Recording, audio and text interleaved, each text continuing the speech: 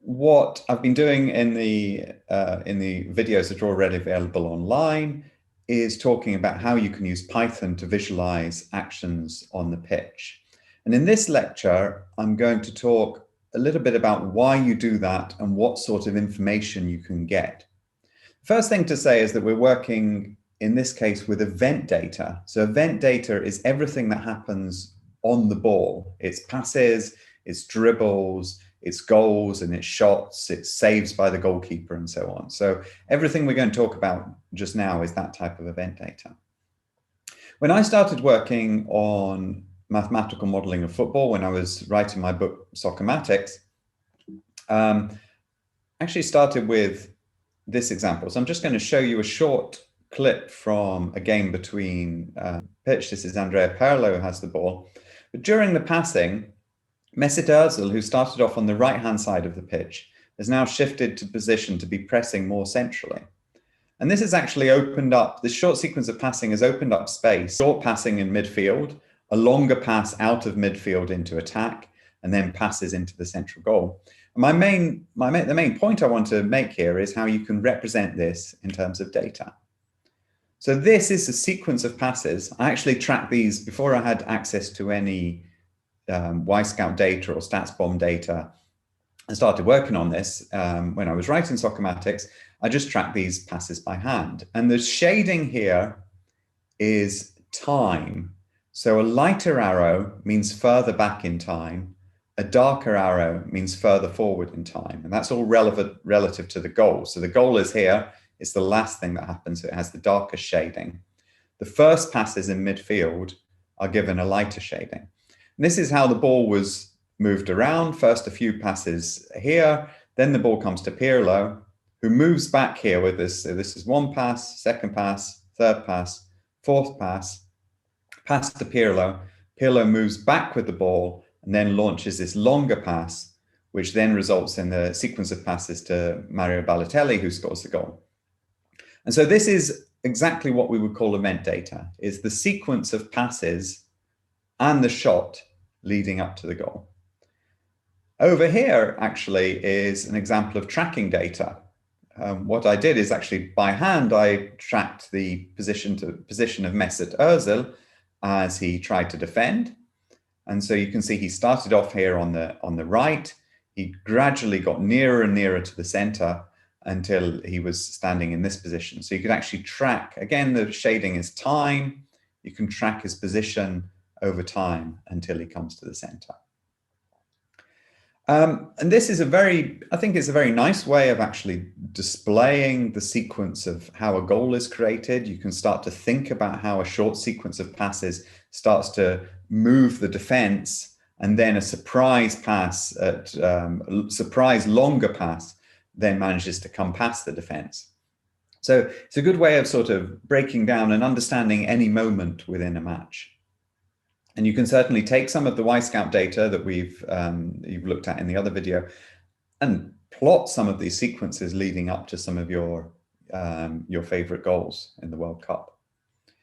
Another thing you can do, and I'm not going to go into all of the details of this, but what I also wrote about in Soccermatics is that you can start to look at the tendency of those passes. Now, again, these were actually passes that I tracked by hand, and then I looked at the average of these different passes. But what's shown, we're going to build more and more on this later, but what's shown here is a heat map.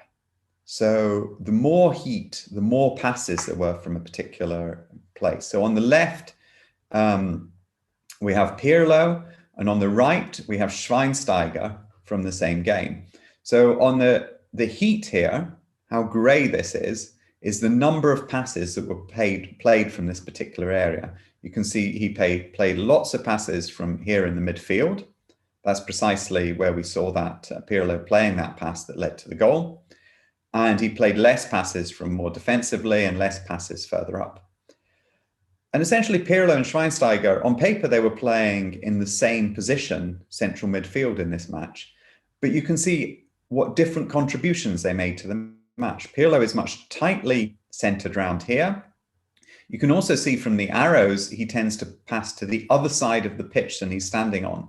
So if he's on the left-hand side of the pitch, he passes over to the right. And if he's on the right-hand side of the pitch, he passes over to the left. That seems to be a trend from his own half. When he's further forward, he tends to play director balls forward. So this is just an overall tendency from one match of him to play passes in various directions. Schweinsteiger, on the other hand, he seems to have a tendency again to play to the different side of the pitch, or if he's in his own half, he plays much more forward with longer passes forward. And when he's in the opposition's part of the pitch, he tends to play the ball more centrally. So it comes to the central part of the pitch. So you can actually see just by this type of, just from one match, you can start to see the difference in playing styles of the players. And I suppose if you talk to a football expert and anyone who knows about the game, well, they'll tell you that Pirlo, of course, has a different style than Schweinsteiger. But I think what's important here is that a simple analysis of the data really brings out and illustrates this, this difference. One thing I'm going to come back to quite a lot when it's relationship between what a coach would say about football and what a data analyst should say about football is that these should more or less nearly all of the time agree with each other. So an expert about central midfielders should see this diagram and immediately recognize Pirlo or immediately recognize Schweinsteiger. Sorry, I'm going to have to cough. And oh, that's the wrong thing. That was meant to be a link to the thing, but this is something that we still use. If one of the tools that I've developed is the 12 analysis tool, and I thought it was quite interesting just to like look up Liverpool and see what type of passes they made. They've obviously had a very successful season, and you can actually see this is now the most important passes, meaning the most dangerous passes made by Trent Alexander-Arnold during the previous season. And he's essentially playing right back, but he plays quite unusual passes for a right back. So if he's wide as a right back, he tends to play long passes forward. But instead of coming round, if you look at many right backs, they'll make passes from out here, near to the corner flag. Instead of coming out a long way there, most of his passes tend to come from what we call the half space, this area here, just in front of the box. And they take the ball right over to the corner on the other side of the pitch. And sometimes he makes his passes from very, very deep in his own half. And this really characterizes the style of play that we've seen from him this season. Instead of playing the traditional right back role that runs out here and tries to beat a player or play a ball in, he plays a role that comes much more central, like a central midfielder, and then passes out to the left wing. And Andy Robertson, who's often on the left wing, he has maybe a bit more traditional left wing role, but you'll see that his balls his most valuable balls also tend to be long balls that change the direction of play. So you can very quickly get an idea from looking at this figure about what has been special about Liverpool for this season, that they play very, very long balls from one side of the pitch to the other, unbalancing the opposition and allowing the strikers to score goals. And what we saw when we valued passes, I'm going to talk later about how you actually set a value to a pass, but what we saw when we valued passes is that these passes, these tended to be the high value passes, and usually it's the central midfielders who play the most high value passes. But in the case of Liverpool, it was the left back and the right back who played the most high value passes. I thought I actually had, so you see this ranking here, this 2 and 3, this is the most value that the players have added over the last 10 matches of Liverpool season. And it actually turned out the number 1 ranking was Van Dijk. In this, I haven't included that. I'll send out the link in the group so you can actually go in and play around with these visualizations. So that's the first type of visualization. Just plotting passes on a football pitch is a very useful way for summarizing what's happened in a match or what's happened for a player over a number of times. The heat map is also very useful. I'm going to come back to heat maps in a little bit because it shows the frequency of where those things have happened from. You notice here that I've chosen 10 matches to plot his passes. So these were the most important passes for 10 matches. This is only a small number of the passes are included in this figure. Once you put in too many passes, these figures tend to get a little bit cluttered and so on. Another type of figure that you can use to understand football matches is passing networks. This is again one I did early on for Euro 2012. And there's two passing networks here.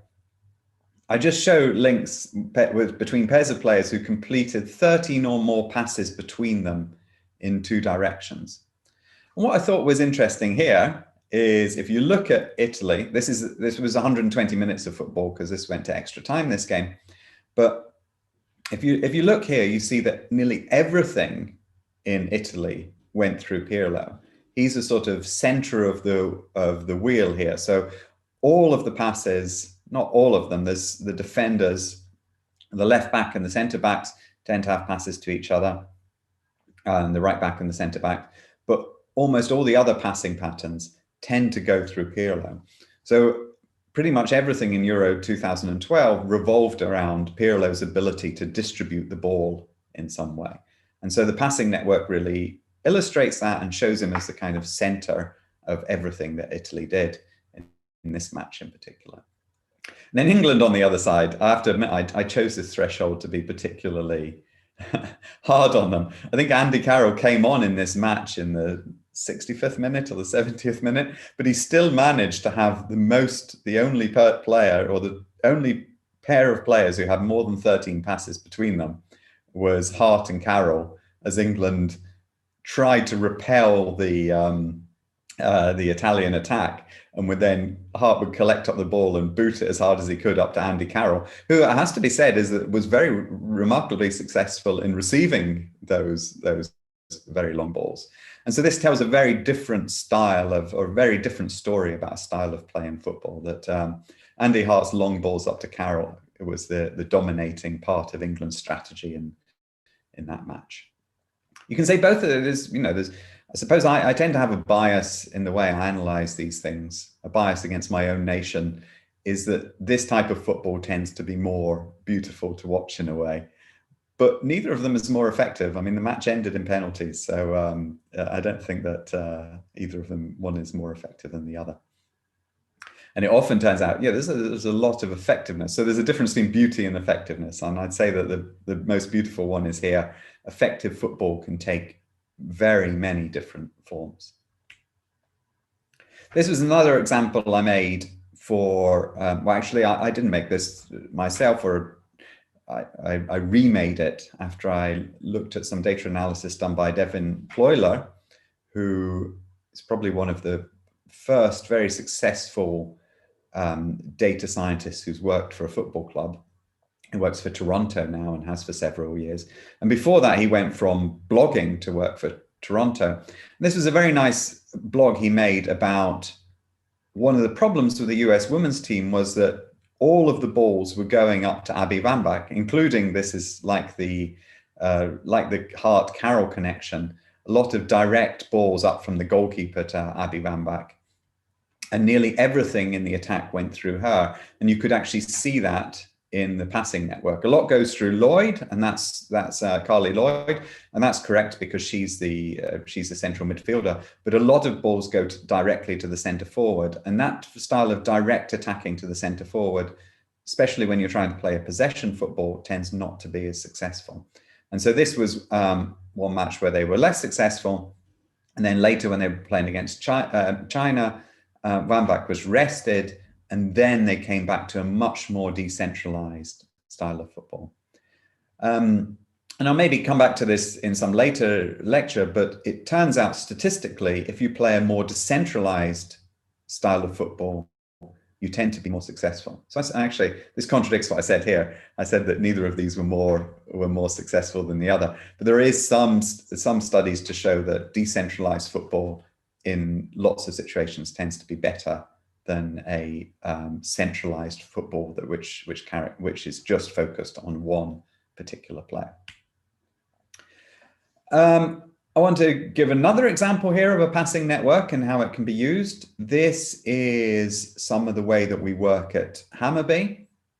What we'll do when we're analyzing the upcoming games is we will create passing networks. I nearly always, just to say, in nearly all of my figures, the teams are attacking left to right. When we do this for particular matches and we're doing a particular half, we actually use the TV direction. So on TV, Sirius were attacking right to left. So that's why we have them attacking right to left. That's because the coaches will be looking at these passing networks together with the TV footage. And it's very confusing if the team is attacking in the wrong direction. I think that's a nice visualization tip right there for you. And so what we do is we actually break it down into the thirds of the pitch. And I think that's quite important because it gives much more context to what they're doing. When I show these previous ones, in particular this one, you don't know if it's defensive passes, you don't know if it's attacking passes when you just do a passing network for the whole match. I think I've missed out saying that these points are at the average position that the players touch the ball. I did say that the thickness of the lines is how often they pass each other within a match. So what we do here is, so this is now our opponent's Sirius. This was a preparation slide we made looking at their passing networks. We can see here, for example, that goalkeeper nearly always passes out to 8. You can see that 6 nearly always, when the goalkeeper doesn't have it, 6 is always often passing the ball out to 8, but there's more supply between 3 and 6. Might just be because of this particular match. You really have to watch the video to work out why that one happens, but it's certainly a valuable piece of information that the ball is so often going to 8. And you see it here as well. So when they're playing in the middle third, there's a lot of flow going through 8, but it's actually their number 9, Netabay, who's receiving the ball a lot. For those of you who don't know, Sirius, who we're analyzing here, are actually my local Uppsala team. I don't support them because I'm working for Hammarby, but they're actually playing Uppsala. So yeah, so the ball is a lot going through number 99. In this thing, again, the thickness of the arrows are how often the passes have been made. We also weight by value. So was it a dangerous pass that was made? But lots of flow through, lots of flow out of number 3 towards number 6, and lots of flow into 8, who's then passing the ball up the right wing to 17 and 23. And finally, in the last third, 17 and 23 connect very well to make very dangerous passes. So again, we can't read everything into the match using just the passing network. We'd actually have to watch the match as well, but we can get a good idea about how Sirius build up using a passing network like this. So that's passing networks. I've given two types of things: heat maps and passing networks. Next, I'm going to go on to shot maps. I'll just have a quick look at the chat to see if there's any questions that I can answer. It seems to be mostly discussion about, for the passing network, why have you chosen 13 passes in both directions? Have you chosen that threshold for other matches? Really good question. Let me answer that question directly. The 13, I have to be honest, when I was writing Soccermatics, I was trying to illustrate a point. So I wanted to illustrate the difference in the style of play between England and Italy. So I chose 13 because it best illustrated the point. Now you can say that that's a biased way of doing it. And it's certainly a biased way of doing it if you're going to compare a team over lots and lots of matches.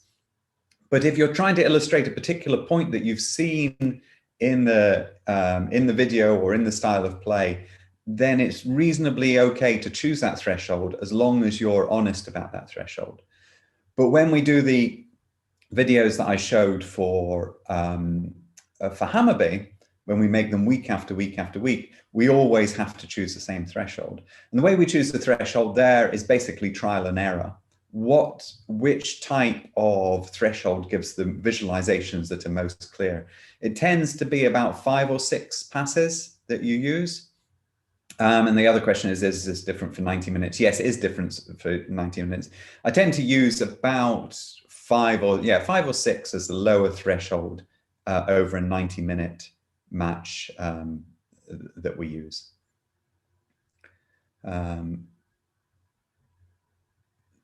Good. That seems to be, apart from the administrative questions. Yeah. So how did you record both event and tracking data by hand for the German and Italy game? I just sat there and noted down the positions of the players. So we're going to come to it later in the lecture exactly how you collect this type of data. In that case, I watched the match and I looked at all the passes and checked the XY coordinates. For this course, there is always Scout data available, and there is Statbomb data available. But if you are particularly interested in a particular match, then you can do that. At Hammarby, we don't have data for the women's team, for example. So we have some very nice people who sit there and do this type of tracking analysis themselves. They collect event data themselves. Are you going to talk about convex hulls? We are going to talk, at some point, we'll probably get onto some convex hulls, not in this lecture. Do you ever consider missed passes? That's a really good question. In fact, now I'm giving too much away, but the problem that you're going to be given to work on later is going to be a model of pass success. And so on. So you can of course plot missed passes. One problem with missed passes in the event data is you can't always find where they, if they don't come to the player that they're played to, then you have to do something a little bit more fancy to work out where they've ended up from the data that's available. Players points only, they're on the ball lecture. So there's a few things. I brought up this player points that I mentioned. Now that will come up in lecture 6. So that will be in week 6. We'll be looking at valuing actions. There's already some nice seminars up by Lotte Branson and Jan van Halen talking about this type of thing on the Friends of Tracking site if you want to go further. But that's basically an action value model that we use to have the points. Player points, yeah, they're only on the ball. Good. I'll go back to the sharing here.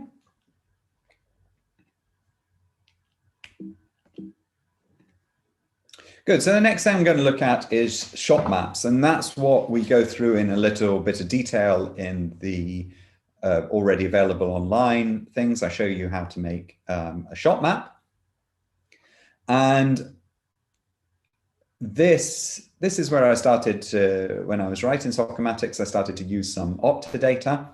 And what I'm basically illustrating here is over in the Champions League season 2014-15, where did players shoot from and where did they score from? So every dot here is a shot and every circle round the dot is a goal. And this is one, I'm always bashing on Ronaldo in my analytics talks, which is completely unfair actually. But Ronaldo likes to shoot from distance. And you see here, he took 30 shots and didn't score a single goal from that distance. And you actually see very clearly the fact that all the fans who whenever I go to a match, they're always shouting shoot at players who are in this area. Despite the fact that nearly all goals in football come from this golden zone or shooting zone that's a sort of circle around here. When we get to expected goals, we're going to go into why that is the best place to shoot from. But nearly all the goals come from inside this area. Most of Ronaldo's goals, if you look at YouTube, you'll think that most of his goals come from distance, but most of his goals come from exactly in this area. And most of Benzema's did in that particular system, and both Bale's do as well. Bale tends to shoot more. Of course, he's famously scored a goal against Liverpool from this range, so it does happen. And it is worth, we're going to go into the details of the pros and cons of shooting from these distances later. What I want to illustrate now is that, again, this shot map tells a story about where goals are scored from. And they tend to be scored from this very central area, and the misses tend to be lying further out there. Now this one does work, I think. Let me see. I don't know if I want to. Yeah, I think I will click on this, and I will share this window with you. Whoops.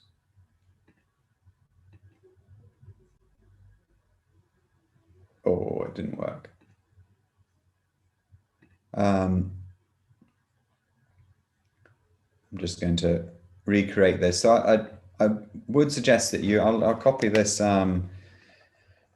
into the lecture here. You can go in and play around with this a little bit for yourself if you like. And I'm just going to take Liverpool's. This is a tool we made for evaluating actions and plotting them. I'll just take the last 10 Liverpool matches, select all the players, and get a leaderboard of the players. Takes a few seconds to process. And this was the point I made about Van Dijk. So we ostensibly, this is a ranking system that we use to rank different players on attack, defense, off the ball, and shots. Attack is passes. So if I'll just take a step back to the thing I was doing on attack. So here's Virgil van Dijk, Andrew Robertson, and Trent Alexander-Arnold. And these were the figures I showed you before. Here we see why Virgil van Dijk is so good. It's passes, these long passes from here, which tend to be very highly valued. Just to give you some context, this is all of the passes which he made in those 10 matches. So there's lots of them, but they're shaded according to their values. And only the important ones show the ones that are valued over a threshold. I think it's 50 points, which is a 0.5% increase in the chance of scoring. So those are his passes. This was the one I showed you for Andy Robertson, and this is the one I showed you for Alexander-Arnold, showing all of the passes that he created, or all the chances he created, and all the good passes he made there. So that's how we do it with passes. The same thing with shot maps, which I was trying to show just now. These are the shots made by these players. And I think what's really clear here, these are the important actions. And I think even if I don't put on the important actions, because of all of this information about shooting position, someone like Salah hardly ever shoots from outside the box. Nearly all of his shots come from inside the box. In his case, they come from on the right. Mane, his shots tend to come from on the left, but nearly always inside the box, and nearly all of his goals come from there. And Firmino has been shooting less. He has a sort of more off the ball free role in this team. But again, most of the shooting comes from, it's not just inside the box, but it's inside this circle here, which when we look at the expected goals model, we'll find is a sort of 7% or greater chance to take these types of things. But these visualizations are very nice for illustrating various things about shooting position, where different players play from. You can see it's very clear that Liverpool's shooting pattern is Mane is shooting from the left-hand side with his right foot. Salah is shooting from the right-hand side with his left foot, repeated time after time after time. Again, I don't think these would be a massive surprise to anybody who was training a team meeting Liverpool that Salah is going to shoot from the left with his left foot on the right side of the pitch. But how extremely predictable it is and how it really happens all the time might actually be a useful piece of information when you're defending against these two. Good. Microsoft PowerPoint. That one. Good. So that's that particular one. Now, as I said, these things get very cluttered quite quickly when you start to add more and more shots. You'll notice I'm just using the last 10 matches. So what you can do and we'll be looking at in this in more detail next week, is you can make a heat map of the shots. This is now using Wyscout data for a whole season of football. And the heat map shows the number of shots taken in each of these square boxes during the entire season. So notice the scale here. 0 shots are coming from out here, or is it maybe 1, 0 or 1? While here you might have, from here, you might have 40 or 50 shots during the season. Here you have 40 or 50 shots during the season.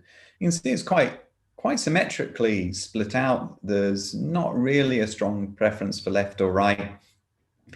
This, always mention this line here, that there isn't so many shots that come from exactly on the edge of the box.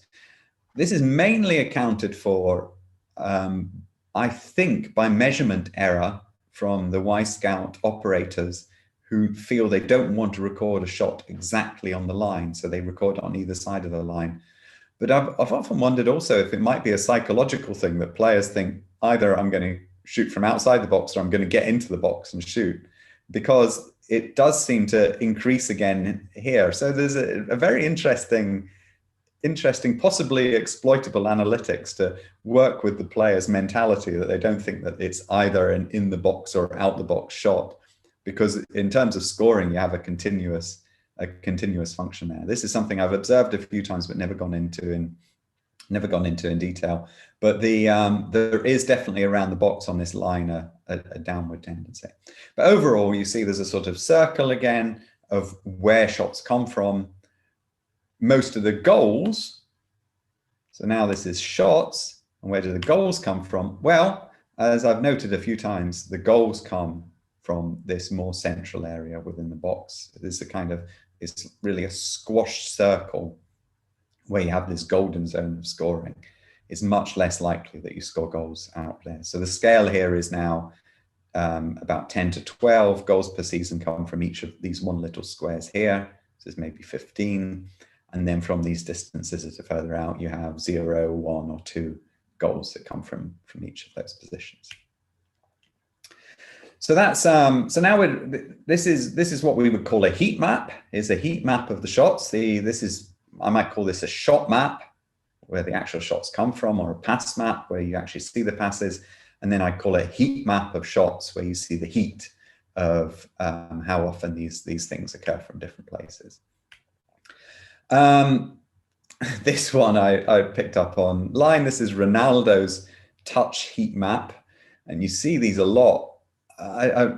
This, I'm just going to say, is not that useful, because, okay, this is where he's touched the ball at various places. There's several problems with this thing, and the first one I'll say is that this smoothing is horrible. If you do this kind of smoothing where you say, what, so he didn't touch the ball here, but he did touch the ball a lot on either side of it, it's misleading, because really you should be much more honest with your data. You'll see maybe these aren't as pretty to look at, these ones I've made here, but they're much more honest with the data, the way that you break it down into these segments and boxes, so you can actually see what these things look like. If you start to smooth these things, as been done here, then you have a really strange appearance of the whole thing. So it's kind of less, it's less rigorous. I can't tell. Also, there's no scale on this, so I can't tell how many touches he's done. And it can't really be the case that it's smoothed over this fine of a scale. So there's lots of sort of technical problems with that type of heat map. And also, there's very little context to this particular heat map. Were these touches important? And I actually made I actually made a heat map of Ronaldo. Again, maybe this one isn't as pretty to look at and as colorful, but I made a heat map of, this was Real Madrid in the Champions League 2014-15. This heat map I made actually looks at who was touching the ball 15 seconds. Oh, sorry, where was the ball touched and located 15 seconds leading up to a dangerous shot? So that's what I mean by context. So instead of saying the heat map of where the ball was for the entire match, which would just be a sort of mess over the whole thing, I say, where was the ball in the 15 seconds, touched in the 15 seconds before a dangerous shot oh, yes, actually leading up to a shot. Yes, from a dangerous shot in front of the goal. And of course, the ball was here in front of the goal just before it was shot. There's no doubt about that. That's to be taken for granted. It was also at the corner flags at certain points because corners often lead to dangerous shots. But what was most interesting was that this area over on the left and the right, which was occupied by Ronaldo, often led to a dangerous shot. And so you can actually get a proper conclusion about why Ronaldo is a dangerous player using this type of approach. You can see that when he's playing on the left, as he is, more danger comes from the left. And that's what I mean by giving it context. The 15 seconds, looking at the passes leading up in the 15 seconds, gives everything context. This is another one I made, which I wrote a few articles for 442 magazine, and this was one I made about Mesut Ozil. And what was remarkable about him in that season and afterwards is that he covers almost everywhere around the box in his passes. He's doing little touches and little passes everywhere. And most of those passes are going forward. Again, I'm using this average pass direction here to show that on average, he's moving the ball forward from all of these different positions. And if you compare this, I don't know, sorry, well, maybe if I just click on that. I will share this so you can see. You can have a look at this article later. You can see here, for example, is Aaron Ramsey's passes in that particular sequence of 10 matches. This is Oxlade-Chamberlain's passing area, and then this is Mesut Ozil. So again, you have a context where you're comparing three different Arsenal players, where they're passing the ball from, and you're seeing that Mesut Ozil is covering the areas that Ramsey is covering almost to the same degree, but also covering the left-hand side of the pitch. And I find Ozil fascinating because he's actually never really performed to the level that analytics would expect him to perform at. Everything he does seems to contribute to better and better numbers, but he's never actually reached the heights in terms of leading his club to victory and so on, and certainly not winning the hearts of the fans as the numbers would support. It's a very interesting conundrum about Ozil. Analytically, he's one of the best players ever, but it's never quite added up to actually winning things. And I think I want to say again that I want to emphasize one more time that these plots are made in context. So often when I'm working, or previously when I worked with these types of things, you want to think about the context of various things. There, when I worked with 442, it was really nice because they would say things. They were actually they were always interested in British players. So they asked me about Ramsey, and then I ended up writing about Ozil as well.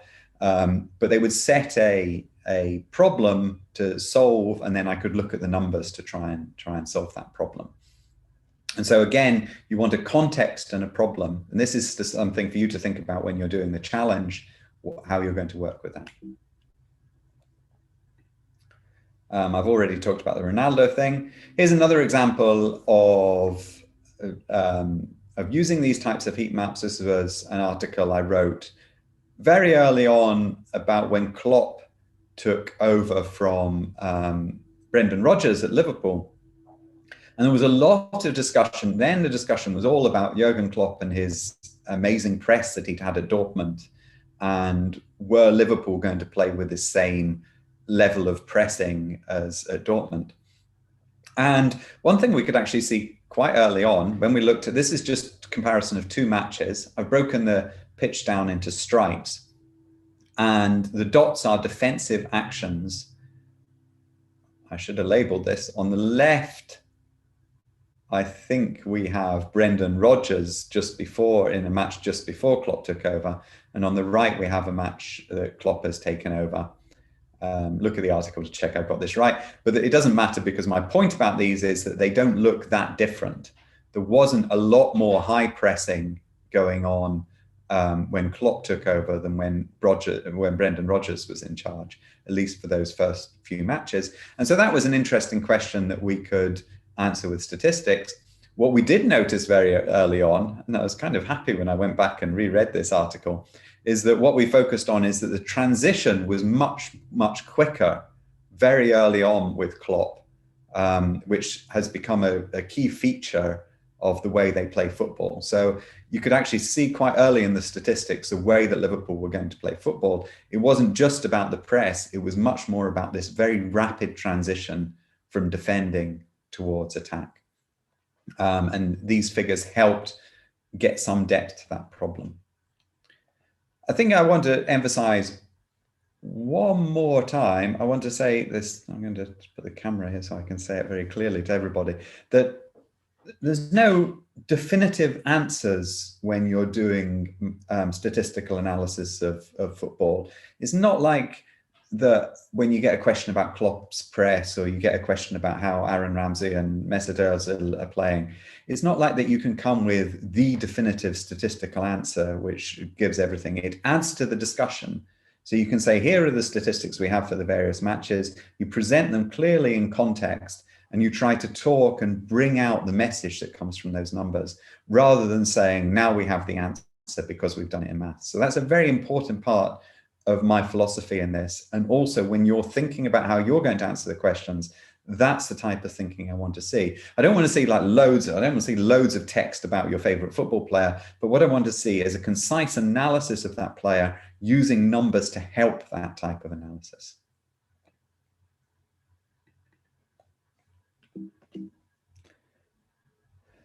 I took out this one, a website that, of course, do this incredibly well, have lots of very nice articles using numbers, is Statbomb.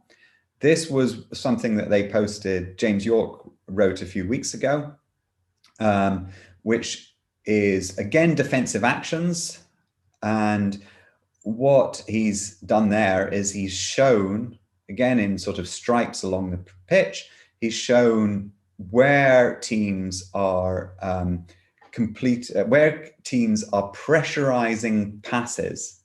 So it's a proportion of defensive actions to opposition passes. So when the opposition passes the ball, how many of those passes are pressed by by your own team's player? And I think the reason he originally did that is because he was interested in Leeds United, who have got themselves promoted using a very successful pressing strategy where they press very hard and try and put pressure on every pass.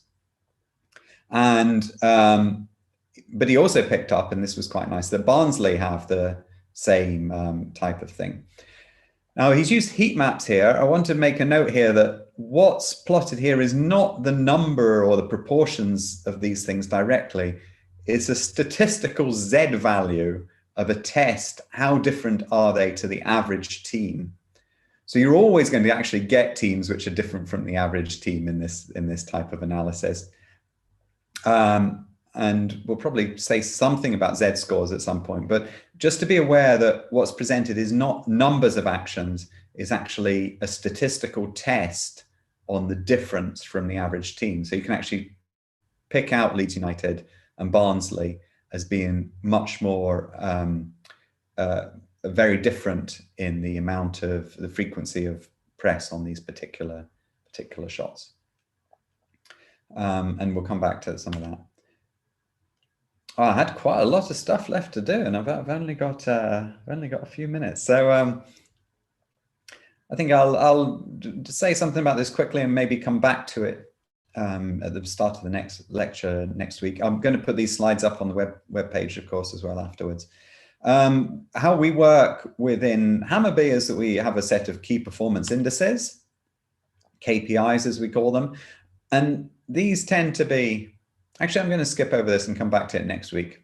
I think that's probably the best thing, so I can get into detail, because what I wanted to say is one of our KPIs is to do with the 5-second rule, how often we win the ball back within 5 seconds. So here we've lost the ball 109 times in the opposition's final third centrally, and we've got it back 11. So it's 10%. And that was one of the KPIs that we looked at the start of the season, which showed we're not doing well enough in this area. That was somewhere before where we were very successful in pressing and getting the ball back. And we can actually start to think about how we're going to solve those particular problems. I think I'll come back to that at the start of next time. What I will say is that writing using statistics, definitely, I think James York is probably the best person at doing this type of thing. I have this link to a particular one where he analyzed just one half of a match using statistics. It's a very nice example of the type of approach I think you should be doing. Tom Werville works at The Athletic. It requires a subscription to look at these things, but he writes together with other writers some very nice data-driven articles. I brought up Nico Morales, who I also think does a very good job at that. But there's so many of these writers who do a lovely job of combining the types of statistics we've looked at today, the heat map type of statistics, the shot map type of statistics, in order to bring to life an analysis of a match or a sequence of matches. And so you definitely, part of your learning process should be reading some of these writers and understanding how they work. Okay, let me summarize what I want to say here.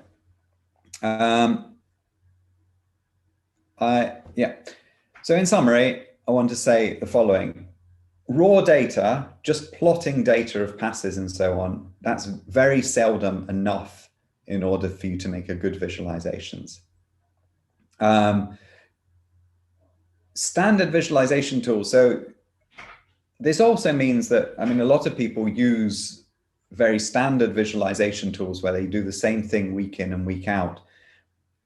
You can create these things in, now it's gone out of my head. So these Tableau visualization tools that you often see that people create, they're very nice until you actually want to think about context. And that's really why we work in Python from the start in this course, is because we nearly always want to have the context. And there you need to program up the thing that you want to answer with the context.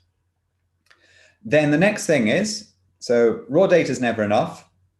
You can't just use standard visualization shot maps time after time after time. Then you also need to think about, well, what's the question that you're trying to answer in any particular situation? And how do you answer it using the data? It's really important to think about that rather than just make a passing network or so on. And then have a hypothesis all of the time. And does the data support your hypothesis? Like James York did with Leeds, everyone's got a hypothesis that Leeds press a lot. Test that hypothesis against the data.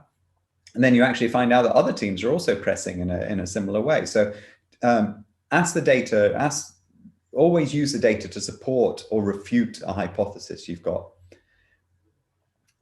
There is, of course, in that a danger of self-confirmation. So if you just have your hypothesis, you crunch the numbers and you come back with something, there's a danger that you just get back the answer that you want to have. And I see that a lot within football clubs, is that possibly there's an idea that a person has, and then they want the numbers to support their idea to make sure that it's true.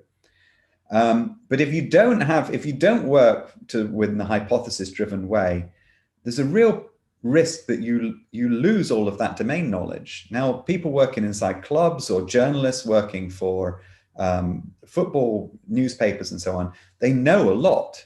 So if you just use data to generate your hypotheses, then you're going to make a lot